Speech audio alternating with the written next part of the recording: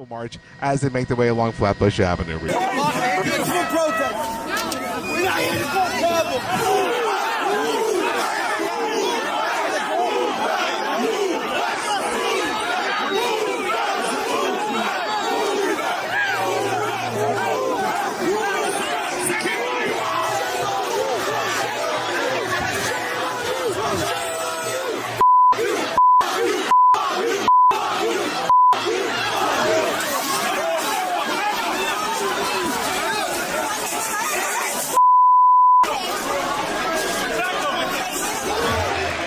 You got a lot of them. I see a lot of them. To every American who is petrified that Joe Biden's catastrophic weakness will bring our country to ruin, I make you this promise. As your president, I will restore peace through strength. And yes, I will prevent World War III. We are very close to World War III, and we will prevent it. I know all the players. Breaking. Coming out, attacks on U.S. soil, cities on the watch list now. This has just been released. I'm going to be sharing with you the latest information on this, and as you guys know, I will make sure to cite the sources. They are listed in the description down below, and this list is extensive. I'm going to cover some of the details, give you a little bit of context as to what's been unfolding here. As we just heard from the FBI just this week, they said that it looks like attacks could be coming to the U.S. Now, in addition to that, they clarified on attacks that they could be physical or they could be cyber against our infrastructure. In addition to that, now more information coming out.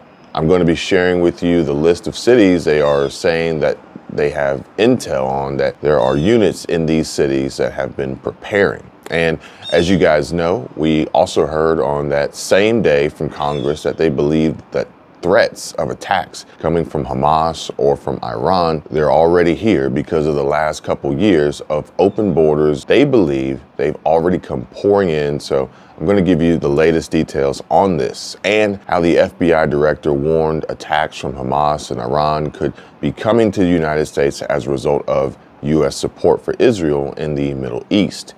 He warns of physical attacks and cyber attacks on our infrastructure, systems like water and electricity and banking. In this video is the list of cities that have been placed on the watch list for attacks from Iran and Hamas. And money laundering. Through our investigation, we have uncovered a check to Joe Biden for $200,000. This comes from foreign funds from a country in the Middle East through a struggling company, and you can see the check is directly made to Joe Biden. This is what money laundering looks like. President Biden has said the United States will assist Ukraine's fight against Russia for as long as it takes. And take a look at not just the body language, but the response from Colonel McGregor on a recent interview with Stephen Gardner on his podcast. And I hope at some point that Americans will wake up and figure out that's what we're dealing with too.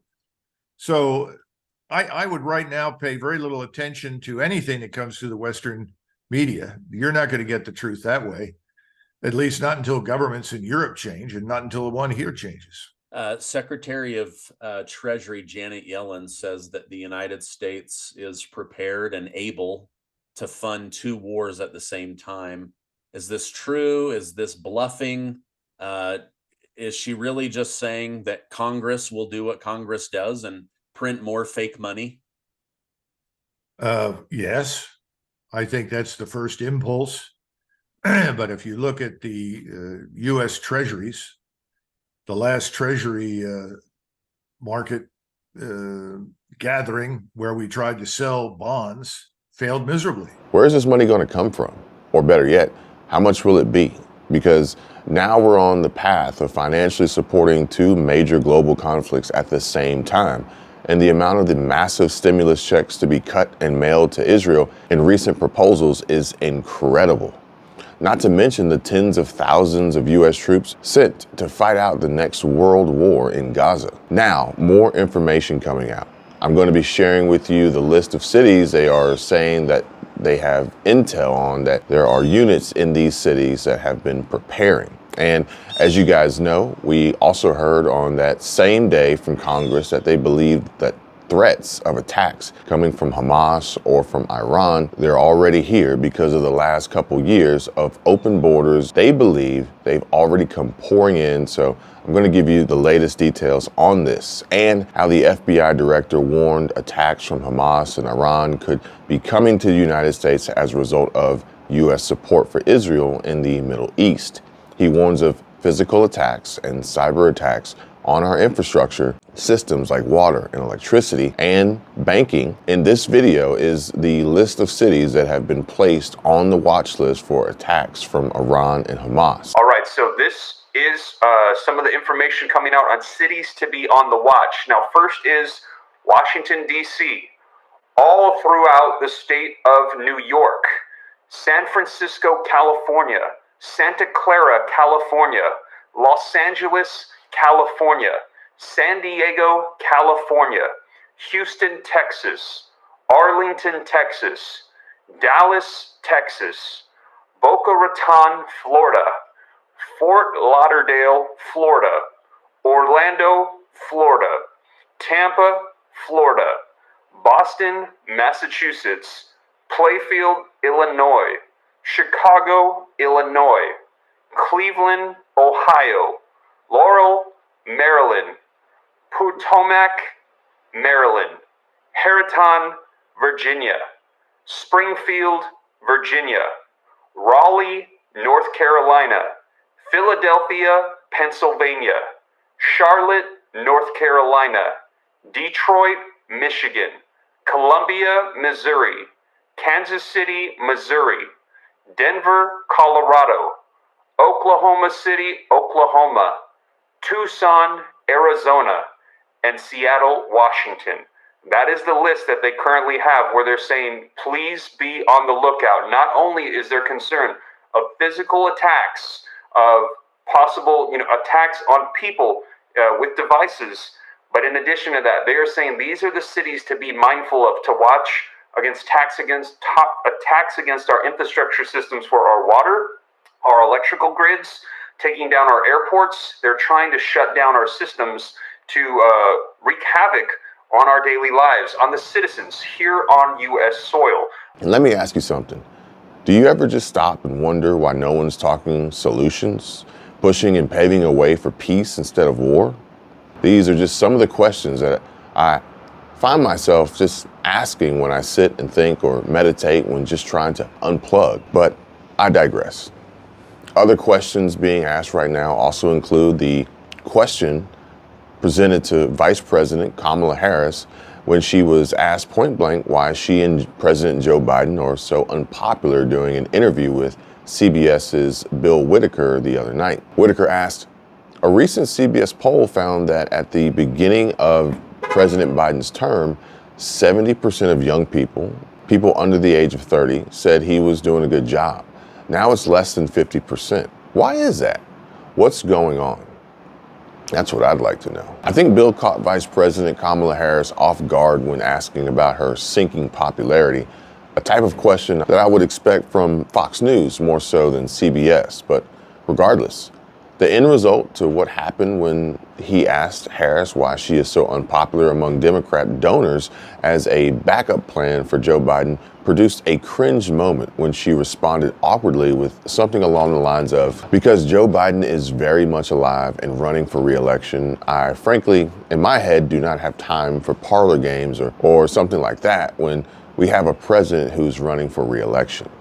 So basically, she shrugged off the question and says, that it's not that she's unpopular, it's that instead Joe Biden is so popular and that she couldn't raise money to be president even if she wanted to now. Now, I'd like to know from Democrats who probably want and deserve a clear answer to questions like, what is she going to do if she were to remain vice president? And what will she do if she ended up becoming president? Because it's a very real possibility in the event Biden were to be reelected for a second term with her as VP. I don't know how many Democrats or Democratic voting subscribers and viewers I have, but let me know in the comments down below. Do you want to see Vice President Kamala Harris become the next president of the United States of America? She's most likely to be, basically put into office if something were to happen to Joe Biden versus being elected herself. But please let me know your thoughts in the comments down below. And just recently, 2 of President Joe Biden's top advisors asked U.S. lawmakers to approve the latest request to provide billions more dollars to Israel at a congressional hearing interrupted repeatedly by protesters denouncing American officials for backing what they called genocide against Palestinians in Gaza. Secretary of State Anthony Blinken and Secretary of Defense Lloyd Austin testified to the Senate Appropriations Committee on Biden's request for $106 billion to fund ambitious plans for Ukraine, Israel, and U.S. border security, which is anything but. So don't get me started on the joke that is our U.S. border security. I mean, we literally had a judge order border agents to stop cutting the barbed wire fence in Texas. This after Biden and his administration ripped by GOP lawmakers over special agents reassigned to make sandwiches for illegal immigrants. Come on, give me a break. Or am I being too harsh here and overreaching a bit? I'd really like to hear your feedback in the comments. President Donald Trump said he would prevent World War III. Yeah, you got a lot of them. I see a lot of them. To every American who is petrified that Joe Biden's catastrophic weakness will bring our country to ruin, I make you this promise. As your president, I will restore peace through strength. And yes, I will prevent World War III. We are very close to World War III, and we will prevent it. I know all the players. I know the players. I know the good ones, the bad ones, the weak ones. You know, there's a very powerful player, Viktor Orban. Did anybody ever hear of Viktor Orban? He's the head of Hungary. Hungary fronts on both Ukraine and Russia.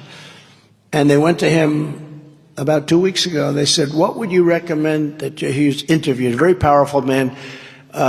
His country runs incredibly well. He doesn't allow illegals into his country. He put barbed wire fences all over. He has soldiers every 10 yards. He's got a soldier standing. Nobody came in. And he said he doesn't want his country blown up or destroyed. I mean, you know, it sounds, but he's a very smart, very respected person, very tough guy. They said, what would you do? I would like to know, this is during an interview, what would you do to tell President Biden, what can he do to make things better because the whole world is blowing up? He said, I'd tell him to do 2 things. Number 1 is resign, and number 2 is put Trump in charge again, because under Trump for 4 years we had world peace, and he's the only one that's going to be able to do it. So that was very nice. That was very nice. It's true. We had total peace 4 years. And we can see here, take a look. Russian President Vladimir Putin met with Hungarian Prime Minister Viktor Orban in Beijing, where he came to attend the international forum, One Belt, One Road. And as they sit there and further negotiate and nurture a mutual relationship, a new global conflict, World War III, is emerging in the cradle of civilization, the Middle East. Far worse than the threat we thought would be likely, and incredibly terrible devastation to so many people as we witnessed the world's breadbasket suffer terrible destruction last year, resulting in higher food prices, increased levels of inflation, food insecurities, empty shelves, and food shortages. Right now, we're being warned by members of Congress and the FBI Director, Christopher Wray, to get ready and prepare, which may be a stern warning just before the start of World War III and the madness and true chaos and pain begins. You've all seen it, I'm sure, and heard and read the news, the stories, the headlines. We're no longer safe in our cities. Warnings about a serious event causing social disruption and chaos. The importance of situational awareness and the need to prepare for possible threats is real. And training in effective techniques of de-escalation is highlighted as a crucial skill we all should possess. In addition to reasonable means of self-defense, proficiency with tools in hand are also suggested. Meanwhile, avoiding large crowds when at all possible due to the high levels of concern about potential violence. Perhaps why a recent video uploaded by Washington gun law has gained so much attention recently about what can you legally do if a mob surrounds your car. Is deadly force legal? Can you stand your ground? Can you actually protect yourself and your family without going to jail? This isn't hyperbole. This is a real concern. And what's even worse is that we've reached a point where criminals destroying your property and threatening your life have more rights than the innocent victims. And it's astounding just how absurd it is how we have to worry about what is legal in fighting back to an unprovoked attack. Perhaps the only thing that would make it worse would be if the attacker were trans or some other protected group. Then we'd really be in some shit.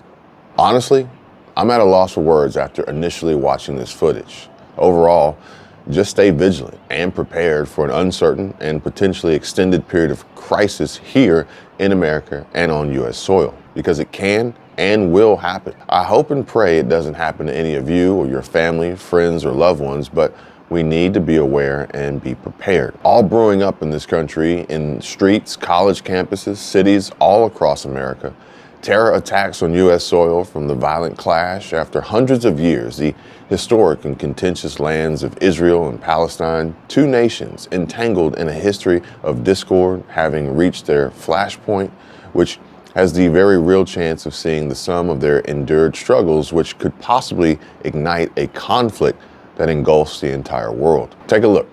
Jordan asked the U.S. to deploy Patriot air defense system, which makes me wonder if there is something happening and going on that we don't know about. Since having signed a defense cooperation agreement which gave the U.S. unimpeded access to certain Jordanian facilities, although the General Command of the Jordanian Armed Forces unofficially dismissed allegations that U.S. aircraft were using local air bases to supply Israel with equipment and ammunition for use in the Israel-Hamas war, and how just not long ago, Yemen's Houthis entered the Mideast fray, hardening spillover fears with shocking video footage released after the warning coming out from Yemen, and as I mentioned, also the FBI director and Congress warning to the United States of attacks here on our soil. Now, I know that this is not the news that anybody wants to hear, that we're one step closer to World War III and that there are potential terrorist attacks that could take place here in the US. But if you appreciate the updates, and I believe that knowledge is power, and you appreciate knowing what's happening,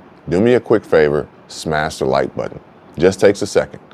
And if you want to stay up to date, it's totally free. Why not just hit the subscribe button, turn on the notification bell? I'll let you know everything that's going on in our world right now. And also, if you want to support this channel, I've added a join button, and all of these articles, videos, and information will pop up in your YouTube feed when you hit join. Now, with that being said, I included links in the description that will take you directly to video footage so you can see it for yourself of terrorist attacks in the US and the latest developments of World War III. And if a third world war were to break out, the impact on us here in America would run far and wide. The scenario is not extracted from the pages of a dystopian novel, but is based on the genuine and intricate geopolitical tensions that have characterized this region for decades. Israel and Palestine, two entities locked in a bitter struggle with disputes deeply rooted in historical, religious, and political issues. As we reflect on the recent escalations and mounting tensions, it's not difficult to envision how a single spark, an incident, or a miscalculation could spiral out of control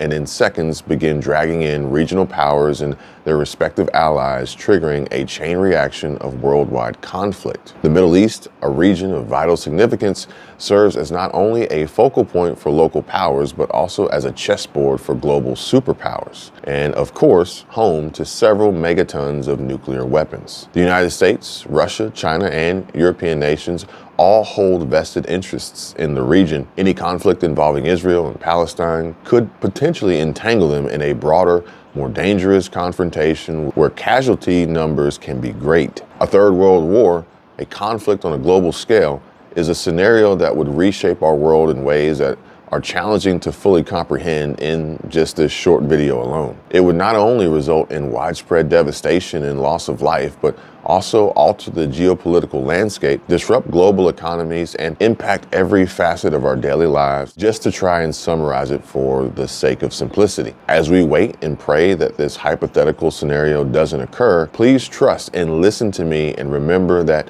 the objective is not to instill fear, but to grasp the magnitude of such an event. How World War III, originating in the Middle East, would shape the future of generations to come, as well as attempt to provide clarity, strategy, plans for preparation, and potentially answers to all these questions that we must ponder, not out of morbid curiosity, but as a stark reminder of the significance of peace and diplomacy in our world. Many of you have expressed how you believe our government's intentions are to do the opposite, and that's all right for you to feel that way. I mean, they've earned that.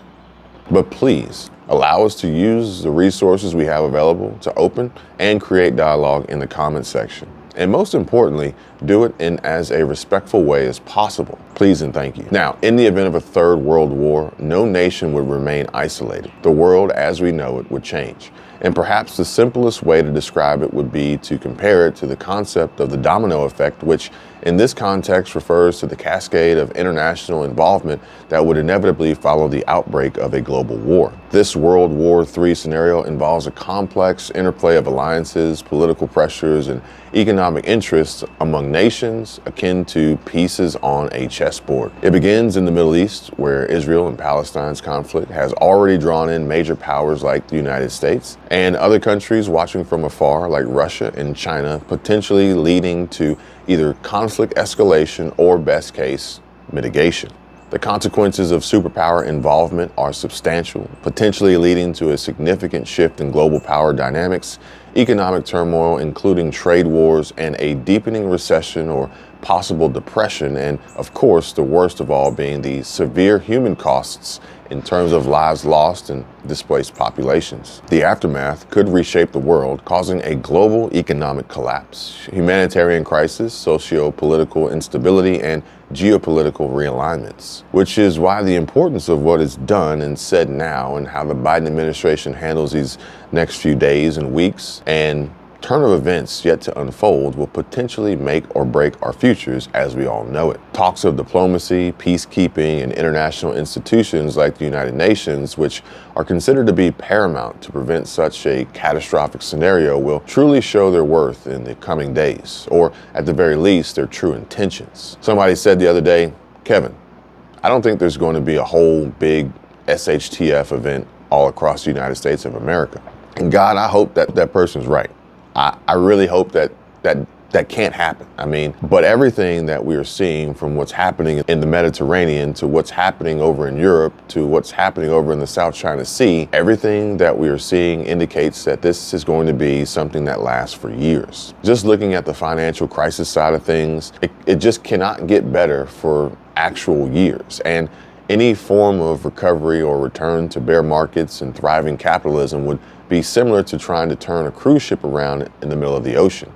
It's going to take some time. Now, as more information comes out on this start to the next world war and new developments about the U.S. and American citizens being placed right smack dab in the middle of World War III, I'll be sure to share with you all the latest here on the channel. Because as I've heard from you and read in the comments, a lot of people are saying we are edging closer and closer to World War III with the conflicts going on in the Middle East, and I know that you want to stay informed and connected to be as best prepared with the knowledge that you need to survive what's likely to be a long and very tough fight. And I know you all have what it takes to do it, and we can do this together. Now, in addition to that, I'll also share with you some updates of attacks happening on U.S. campuses and protests taking place around the United States, and we're hearing that things are intensifying. It's likely only going to get worse. And in addition to that, I'll also share with you the latest from Squirrel Tribe and more incredibly shocking footage that has come out. And if you guys missed it, be sure to check it out right here next. And like I said, as more information comes out on this, I'll be sure to keep you up to date. So that way you'll know exactly what's taking place. And with that being said, you guys, thank you so much for joining me. I'll catch you on the next video. Take care. God bless. This is Kevin.